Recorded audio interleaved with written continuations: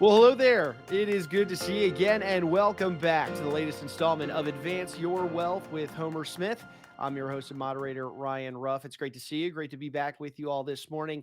In just a moment, of course, we'll be bringing on Homer, private wealth advisor over at Convergent Wealth Partners. We're going to be diving into another wealth management discussion today, a little nuanced conversation today. And boy, do we have a good one in store for you today. But again, as people begin to funnel in here on the live stream, one of the benefits of us doing it live here on the Convergent Wealth Partners Facebook is for you to, chime in with a comment should you like. So feel free to ask a comment or a question throughout the course of today's show. Homer and I will be keeping an eye on that, and we can address any of those. But particularly, we want to call attention to our guest that's joining today's show, and that is Mr. Chris Smith, the founder of the Campfire Effect. I'll save the introduction for Homer to share a little bit about what Chris does and the unique work he does with entrepreneurs and business owners these days. But first and foremost, let's go ahead and bring Homer out and get into it. Homer, it's good to see you this morning. How you doing, sir? Hey, Ryan. Good to see you as always, my friend. Yeah, always good to be together. We've got a good one. I know you and I have chatted about some of the things that Chris has worked on and with his team over at Campfire Effect. I know you have a personal relationship with Chris as well, and then I'm sure we'll be hearing some of the great things that Chris is doing with other business owners and just like you out there. So Homer, without further ado, I'll toss it over to you. Enjoy. Thanks, Ryan.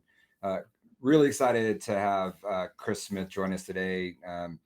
As I've gotten to know Chris over the last couple of years, one of the things that he mentioned that really hit home with me and saw the impact this could have on my clients and all of you is when he made a comment around, do you ever feel like you're the best kept secret in your industry, your local town, your region, and that the things that you're doing are actually special and different, and that if a client didn't work with you, would they be getting the same level of service? And as he kept asking all these questions, it really hit home that, gosh, I think there's really something to the work that Chris is doing. And as we started to work with him and see the work that he's doing with others, I just thought it was the perfect time to bring this message to all of you. And so I think there's, especially with everything going on, socially, politically, economically right now, there's never been a more important time to really have your business stand out from the crowd. So with that, Chris, really excited to have you on the show today. Yeah, likewise. I'm stoked to be here. I love the work you do, and I'm excited to have the chance to, start work with you and your team. And yeah, grateful to be on the show today. All right. Well, thanks. Well, this topic's pretty wide. So before we dive in and talk about how you stand out, the idea of preeminence, all of that, maybe just share a little bit about your background and how did you get into the work that you do at Campfire Effect? Yeah, it's really interesting. I'm a fifth generation Arizona native, which the only thing that means if you don't know anything about Arizona is my family was one of the first families here. So like early pioneer settlers. And so I was raised in a ranching rodeo family, and I grew up around, these cowboys and cowboy storytellers. And this idea of your brand kind of really meant something to our family. It was more than just the mark that you put on, your product. It really represented kind of what you stood for in your community, what you stood for in your faith, in your business. And so that idea of your brand being something that you really stand for was kind of interesting to me. I also grew up around a lot of cowboy storytellers. So the idea of, loving to tell stories came natural to me. In fact, in sixth grade at the year-end school assembly, Homer, when, they're handing out awards for all the great things you've accomplished in sixth grade, I got the award for least likely to be found in my seat. Because I was always up telling stories. I was always up talking to people. And so I just think I'd been fascinated with the idea of a brand and story, but at a deeper level than just logo, tagline, elevator pitch, like really around your identity. And so when I kind of went into my first career, I went into sales, but I think I sold in a very different way. I sold through this idea of purpose and identity and story and message, and really fell in love with it. And finally I got to the point where I was like, man, I think instead of being the head of business development for all these different companies, I think I want to go teach some of what I've learned. So I just kind of took a chance several years ago and said, I think I have something I could share with the world. And yeah, I've been refining that process ever since. Great. And when we've spoken in the last year or two, the idea, different words have come out: distinction, preeminence, and being that preeminent business in your community. What does that mean to be preeminent? Why does it matter? Well, first, I think I'll start with what you said, Homer. I think one of the most frustrating things for any entrepreneur, any business owner, no matter what business you're in, is when you know that you are a lot better than how you're currently being perceived, or when you know that you are so much better at what you do than how you go out and talk about it in the world. That's really frustrating because it creates kind of this gap. It's like, this is how good we actually are, but this is kind of how we talk about it, and this is kind of how people know us, and and you feel like you're the best kept secret. You feel like you're this hidden talent when you know that really you should be number one, and not because it's about you. You know that you should be number one because of the difference you make for other people. And so my mission became to work with those types of businesses, the type of business where it's like, we know that we're really good at what we do. We know that we make a profound difference for people. We know that we're the best. So let's stand out. Let's have people know that we're the best. And so that became this kind of driving, mission of how do we help you become the preeminent brand of choice in your market or community. And the definition of the word preeminent is that you have surpassed all others and you're very distinguished in some way. And there's competition, but really they kind of don't exist because you stand out before everyone else. And that's actually the word preeminent comes from a Latin word pre eminere. Pre means before and eminere means to stand out. So when you are preeminent, you just stand out before everyone else. And the reason I believe that matters so much is because if you're the best at what you do in your given, industry, well, then you owe it to the people that you could serve to let them know, because if they don't work with you, then they're not getting the best. And so that's this switch, I think, that happens for a lot of people when they realize, like, wow, if people don't work with us, there's probably a really high likelihood they're going to go work with one of our competitors that will not take as good of care of them and serve them like we would. So we really kind of owe it to people to go out there and let them know how good we are, because we're saving them. We're rescuing them from oftentimes a bad experience, or, like something that could impact their family negatively for generations. So I think it's really important when you're good, for the right reasons, that you really stand out, and that you let the world know. And so, most business owners, I've been working with businesses for 20 years, very busy, heads down, day to day, all the day-to-day stuff that's hitting them constantly, running multiple parts of the business. I think everyone would agree that being the preeminent business in their industry, their region, their local area is important. Why should they be spending time on this? What is it that changes when they actually take the time and really focus on a cohesive message across the organization? Yeah, well, and I think first it might be useful, Homer, to talk about sometimes why we don't, even though we want to. Like you said, that we're so busy, heads down. We're always looking into the future of like, what's next, right? What's coming? How do we need to pivot? How do we need to innovate? How do we continue to grow? And one of my favorite quotes is by Steve Jobs. He said, "You never connect the dots looking forward. You always connect the dots looking backward." Like, all the answers are in the past, but how often do we, as busy entrepreneurs and business owners, how often do we actually pause and reflect long enough to really think about, who are we? Yep. Like, what do we want to be known for? Like, what does make us unique? But when you start to do that, to your point, that your question, it starts to create this intentionality in your organization that just hasn't maybe existed, or not to the level that it could, where, it's really easy to operate kind of by default instead of by design. And it's easy to kind of let the opportunities just be the overwhelm. It's kind of the tail that wags the dog. Like, what's the next opportunity? And so I think part of the goal is to not operate by default, but operate by design, and also not to operate by opportunity, but to operate by alignment. Right.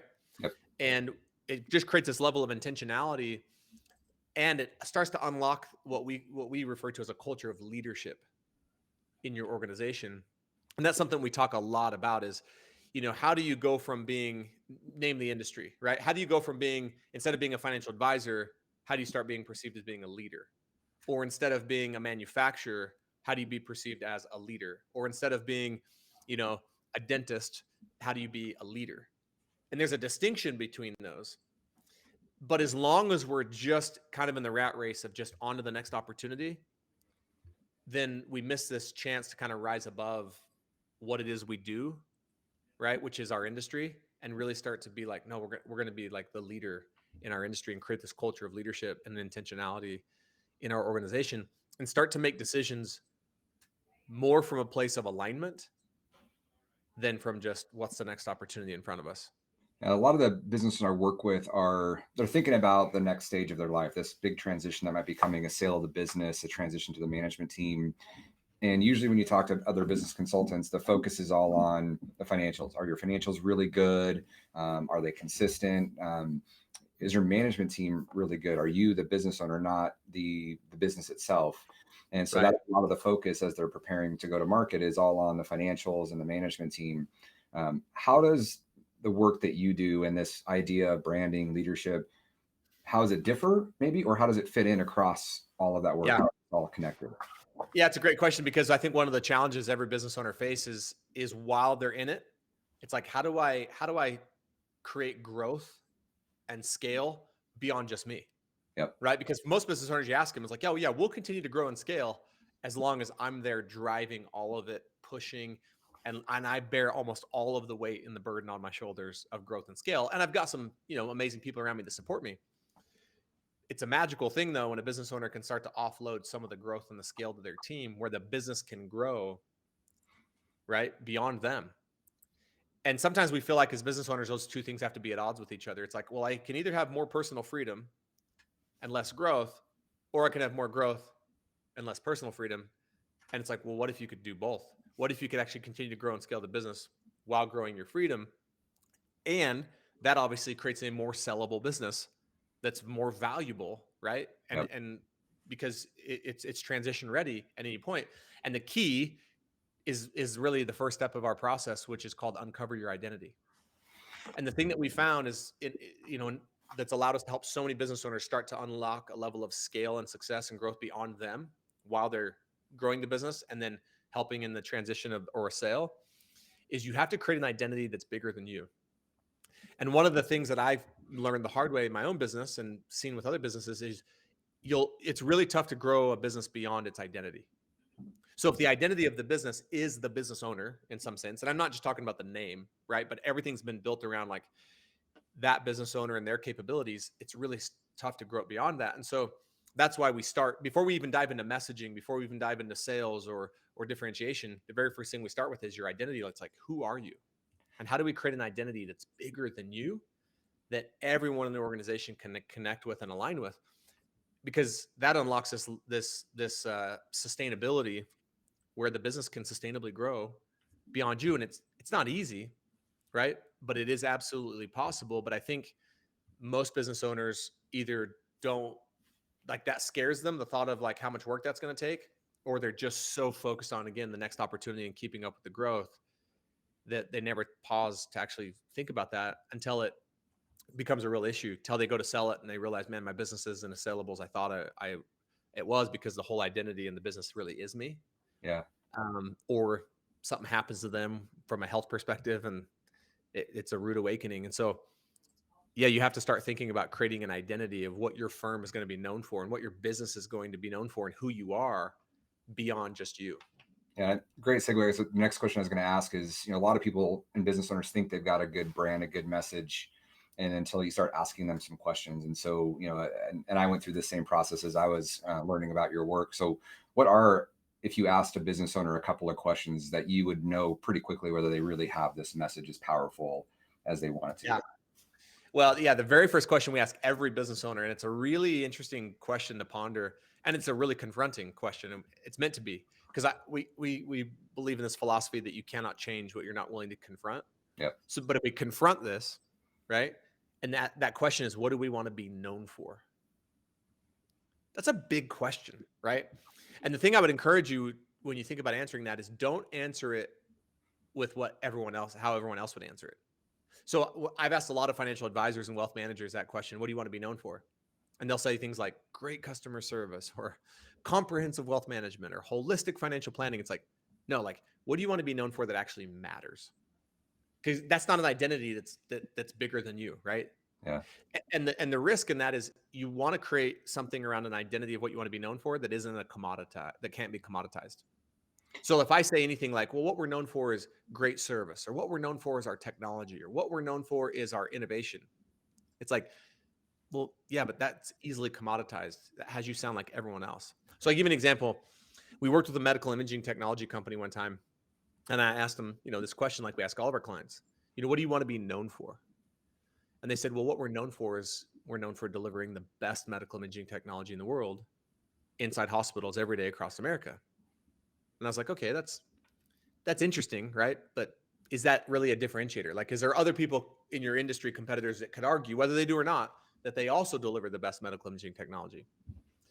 And we pushed and pushed and pushed. And finally, what we landed on was they're like, well, it's actually bigger than just delivering the best medical imaging technology in the world. It's the fact that we actually create life-saving possibilities every day inside hospitals across America. Mm. And I was like, yeah, now that's something that would be worth saying. So now every one of their reps, right? Every time they go into, the very first thing they say is, yeah, what we're known for more than anything is, creating life-saving possibilities in hospitals every day across America. That's pretty powerful. So it's like, yeah, it's like something that actually matters, right? That people would actually want to get out of bed for in the morning and be like I'm part of that, right? Yeah. So that's one of the questions we ask is, what do you want to be known for? The second question we ask is, what is the true outcome of your work? Because I think sometimes the danger, Homer, is when you've been doing something for a really long time, you just you can't read the label from inside the bottle. Like, you're so in the bottle, you can't even see what it says on the outside of the label anymore. And sometimes we really discredit our work. Like a cosmetic dentist we worked with one time, we were asking, what's the true outcome of your work, right? The true outcome, not what you think you do, but the outcome that gets created from what you do. Yep. And he was like, well, like the true outcome of my work is people have these really, the most beautiful smile they'll ever have. And I'm like, yeah, how many other cosmetic dentists are going to say that though? Like, no, seriously, what is the true outcome? And sometimes, again, we have to dig for hours on these questions. And what we eventually landed on is he was like, you know what? I think the true outcome is people have confidence to go do things that they've always dreamed of doing, but otherwise would never have done because they were self-conscious of their smile. Yeah. That's the outcome of our work. And I was like, again, that's worth, so, and by the way, he's run with that and become one of the most successful cosmetic dentists, not just because of that, but that's been a huge, created a lot of momentum for him, his team. It's all over in their marketing. It's everywhere you go. He is known now as the confident doctor, like the confident dentist. Like, if you want to build your confidence, and I think one of his messaging statements we helped him create is, creating beautiful smiles is what I do. Building people's confidence is who I am. Yeah. Right. So along that line, so, if you're a manufacturer, you make parts, you have a machine shop, right. Well, how do it doesn't seem like it fits. Yeah. Does this work for every business, or is this service-based business? How does this work? No, it's great. And what I love about that, Homer, is, again, it's like, we're trying to help you reshape and rethink your identity. Because look, it doesn't matter what industry you're in. If you're a dentist, it's really tempting to go, I just fix teeth. If you're a financial advisor, it's like, I just help people do financial planning. If you're a manufacturer, it's like, I just make parts. Or, we even do this as human beings. I can't tell you the number of, women I've heard over the years be like, I'm just a mom.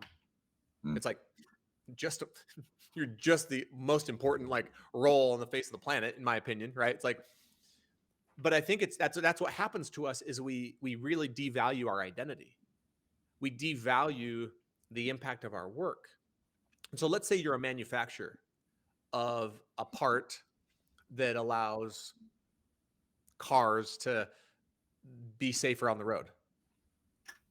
The responsibility and the challenge you have as a business owner, in my opinion, is you have to be the one who can see beyond the metal and the parts and the tools and the machines and the dirt and rise above that to be like, no, this work we do really matters, right? And although on a day-to-day basis, it kind of doesn't seem like it does, what we're really doing is we're allowing individuals to get home safely to their family every single night. It's like, oh, wow. That's what we're known for. And it goes so far beyond the part, right? It goes so far beyond the machine. And I think that's the thing that I'm challenging business owners with all the time, Homer, in this first piece, the identity, which to me is the most important part. Because if we don't nail the identity, then to me, all the messaging and the branding and the sales is just like trying to put lipstick on the pig. We're just trying to dress this thing up that isn't at the end of the day all that inspiring. But I'm trying to help people see that what you do is so much bigger than you think it is. It's so much more profound than you think it is. And it's so much more than just. So that's a phrase we use a lot. Like, look, this is so much more than just financial planning. Look, this is so much more than just teeth. Look, this is so much more than just manufacturing parts.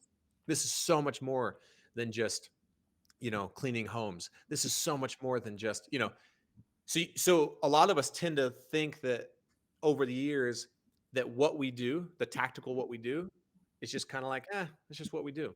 Yeah. But again, it takes some real work, and but you can do it.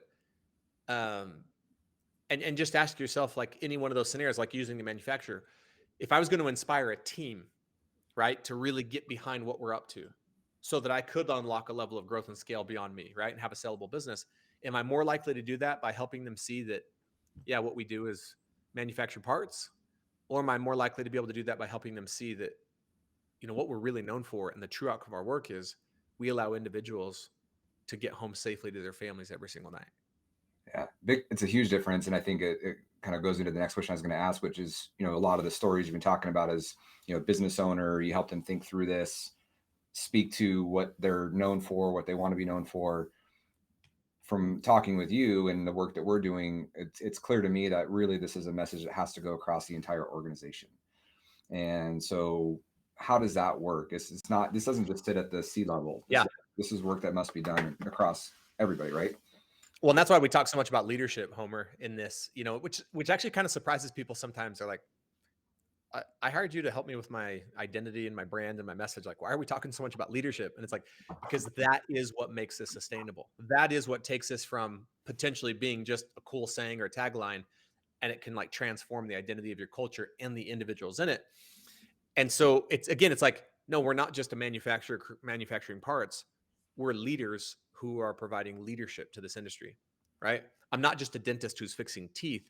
I'm a leader who's providing leadership to people who want to grow their confidence, right? I'm not just a financial advisor giving advice. I'm a leader providing leadership to families, right? So it's like you start to think about this idea of leadership, that we don't just create this what we're known for and these cool statements for the public. Yep. We put as much energy and focus and intention also into driving them internally to where, do we really believe this? And are we living what we teach? And so there's three really simple definitions that we teach around leadership. The first definition of leadership is your ability to enroll people. I'll say this, your ability to enroll your people. That could be your team, that could be your family, right? Your coworkers, but your ability to enroll your people into a bigger vision of what's possible. Right? So like, just like that dentist, when he stumbled on, like, whoa, what we're up to is confidence. That was great. And it was a profound realization for him. Now though, it's like, can I enroll my team into that vision? Can I help them see that this is so much more than just teeth, right? And that's what great leaders do. Great leaders have an ability to take us from our current vision being this, and they can help us see this. And we're like, whoa, I didn't even know that was possible, right? And probably everyone can think of someone, a coach, a parent, a mentor, a spouse, a coworker, who at one time in your life helped you see that more was possible than what you could see.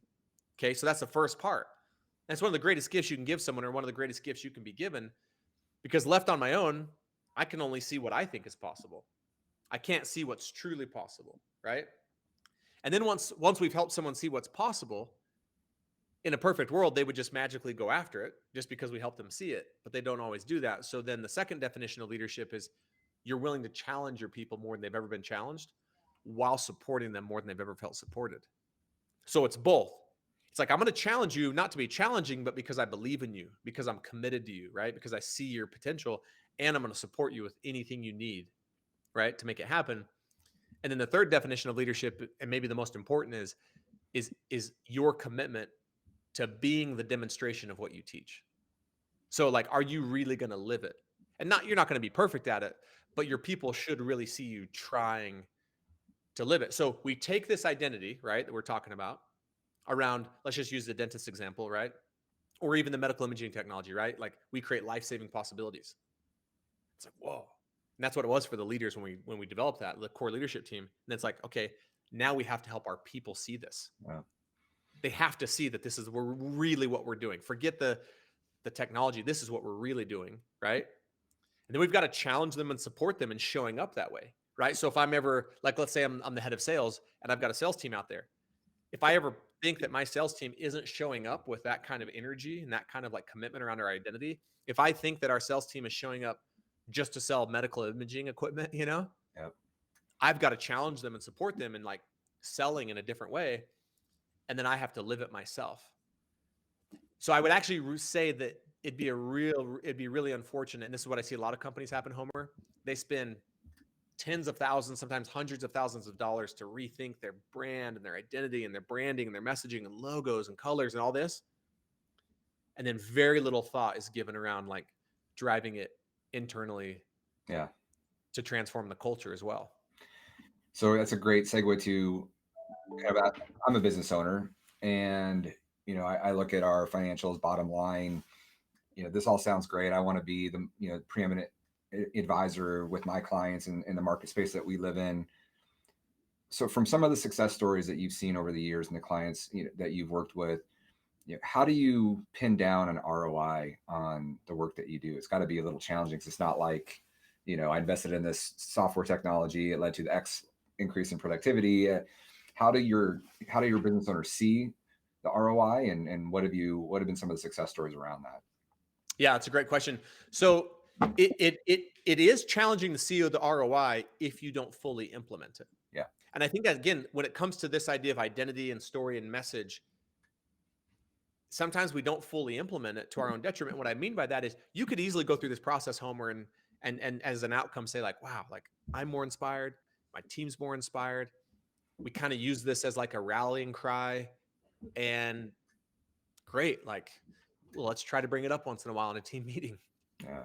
Or you can do what we recommend.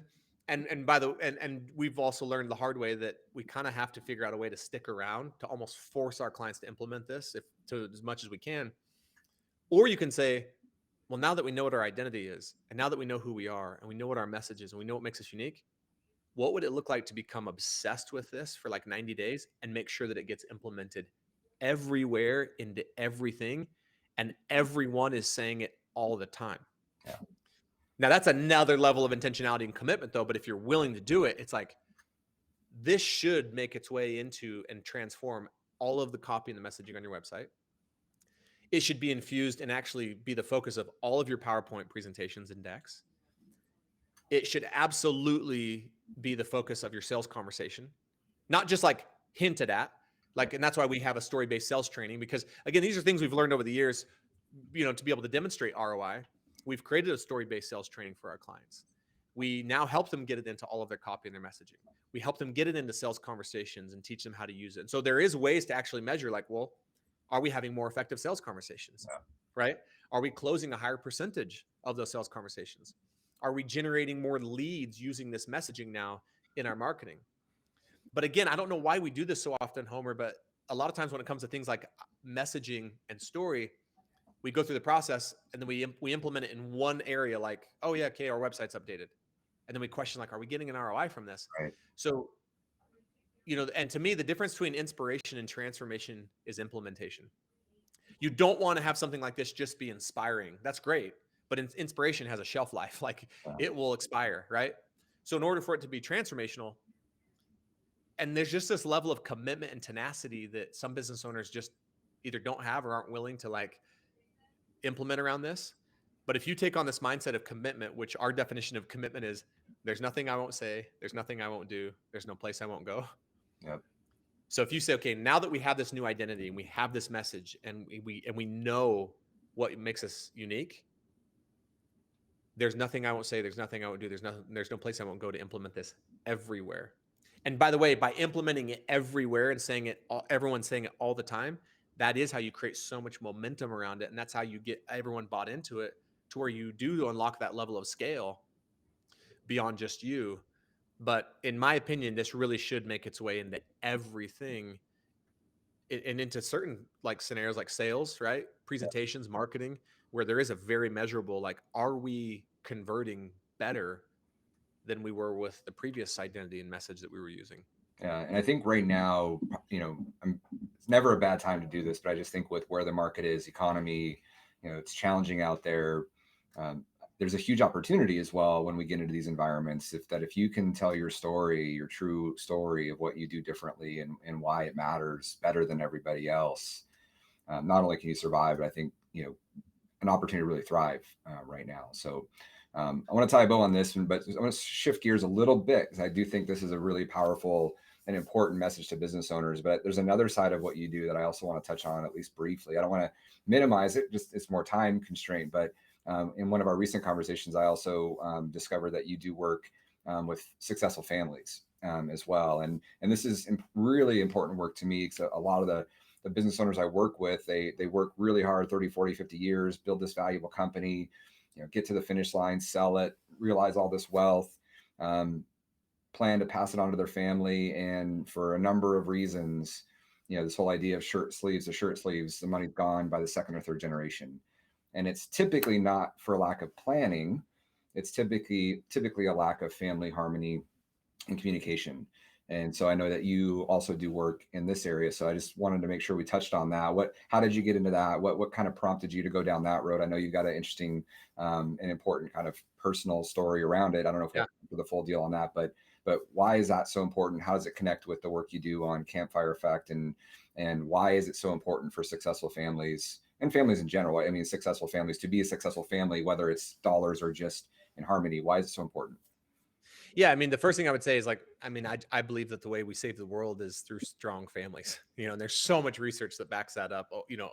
Decades and decades of research that shows that the stronger we are at having strong connected families, the better we do as a society. And really, the purpose of it, the business that my wife and I started together is called Family Brand. So you can see it at familybrand.com. But we've created a system to help you become a better parent, a better spouse, and build a stronger family. And it was a system that we used ourselves first. And the reason we felt so called, Homer, to do this, basically, we took the Campfire Effect and we created a version of it for families. And we were the first family we took through the Campfire Effect, and then we modified it for families. We called it Family Brand. But the statistics are staggering. Like over 90% of all families who pass along any kind of substantial wealth by the third generation, sometimes even second, over 90% of the time, all the money's gone, the family's torn apart. Some recent research came out and said 75 to 80% of all estate plans will eventually fail. So what we've done with as successful, wealthy families is we've been very intentional about planning, but what we've been intentional about planning is for financial success. And sometimes not even knowing, we've ignored any kind of planning around generational success. Yeah. And if you ask most families, like, hey, what would be more important to you 3 generations from now? That your family's preserved all the wealth, or that your family's successful generationally? Now, both would be great, right? And what's interesting is for a lot of entrepreneurs and successful business owners, the very principles that they followed and adhered to create a really successful, sellable business are the exact same principles that allow you to be a really successful, intentional family. But it doesn't come as natural to implement them in your home as it does in your business. And so we just created a framework for entrepreneurs to do that would allow them to be as intentional in the building of their family's brand as they've been in building their company's brand or their business's brand. Yeah. And again, it's the same thing. It's like, how do we make sure that we're not operating by default as a family, but by design? And it's a really similar structure. We help you uncover your identity as a family, really decide who you are and what you want to be known for. We help you create family values. And then we help you create a system that allows you to live it and implement it into everything, everywhere, just like in your business, so that it becomes sustainable. And you create an identity that's bigger than any one member of the family.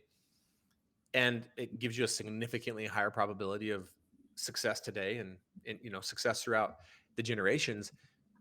The research also shows that in all the research that's ever been done around this, 90% of families shirt sleeves in 3 generations, it always comes back to 2 things, always, in all the research, and I've read tons of it: lack of shared values and communication. And so, it's just interesting, myself included, like as a business owner, it comes more natural to me to be more intentional in my business than in my family. Yep. But at the end of the day, at the end of my life, which brand will have mattered more, right? Yep. And so we just wanted to create and it's been so rewarding and so fulfilling. At this point, we've now had dozens and dozens of families go through the program. And, I love the difference we make for business owners. And I love seeing them have all kinds of financial success and ROI because of our work. But I really love, some of the success stories and you Yeah. know, Well, things we've seen be able to make a difference for families. yeah, and I've seen it in my own family. I've seen it with a lot of the clients we work with, and you initially ask them how's the relationships, and usually it's all good until something happens, and then it starts to fall apart. That lack of values, lack of communication. So I think that's extremely important work. I wanted to touch on that a little bit today. So before we wrap up, I was on a podcast for somebody else's podcast, and surprise question, they asked kind of a doppelganger question. So I get that a little bit. But for you, it's been a kind of a conversation in our office as we've been working with you. So do you get asked if you have are you a doppelganger for a celebrity out there? Yeah, it's always embarrassing, but because I don't like. Anyways, yeah, well, when I was younger, it was Ben Affleck when that movie Pearl Harbor came out, All right. and then lately people say Ryan Reynolds. All right. That was the one everyone pinned on you, was Ryan It Reynolds. feels so weird saying, because it's like I don't think I'm nearly as good as looking as Ryan Reynolds, but that's what some people say. I get Matt Damon every now and then, especially when I can see that. when my haircut used to be shorter a bit. So, but yeah, just it's true. Our whole office is like, yeah, Ryan Reynolds. Yep. I tell people, I think it's I get people tell me I look like Ryan Reynolds' ugly stepbrother. So that's All right. All right. Well, I don't want to diminish the conversation we've had on how important the work you're doing for business owners and families is, but I thought that was just kind of I just wanted to make sure we touched on that. Yeah, thanks. And, no, it's awesome. But I just really appreciate your time. Make sure again, just where can people find you for both Campfire Effect and for the family branding stuff? Yeah. So if you just go to thecampfireeffect.com, and we have a lot of really, great resources and case studies and testimonials there, and, be honored to ever, to talk with any of you and help you in any way we could. And then familybrand.com is the work we do for families. So yeah, thanks for having me on, Homer. I love the work you do, and I've loved the process we've started with your team. And yeah, thanks for having me on. Let me share a little bit. All right. Thanks for being here. And Ryan, I'll throw it back to you to take us out. Alrighty. Thank you, gentlemen. Hey, really appreciate the great conversation today, Chris. You get some great work you and your team do over at Campfire Effect. And yeah, excited to, share this message, share your message really with a lot of, Homer and Convergence client base, as well as just the folks at large out there that check out this show. So thank you both for your time. And of course, we always want to say a final thank you. And that's for the audience for jumping aboard and being with us here on the show today. If you did take anything away from today's conversation, you benefited from this powerful idea of story from Chris and Campfire Effect, do us a favor and go ahead and subscribe to the show, whichever platform you checked us out on. That way you never miss out on a future conversation between Homer, myself, any one of our featured guests that we have on the show. A lot of great value in these conversations. We'd hate to have you miss out on any of those. Before Homer, for Chris, I'm Ryan. We're going to go ahead and say so long. We appreciate you stopping by and being with us on Advance Your Wealth.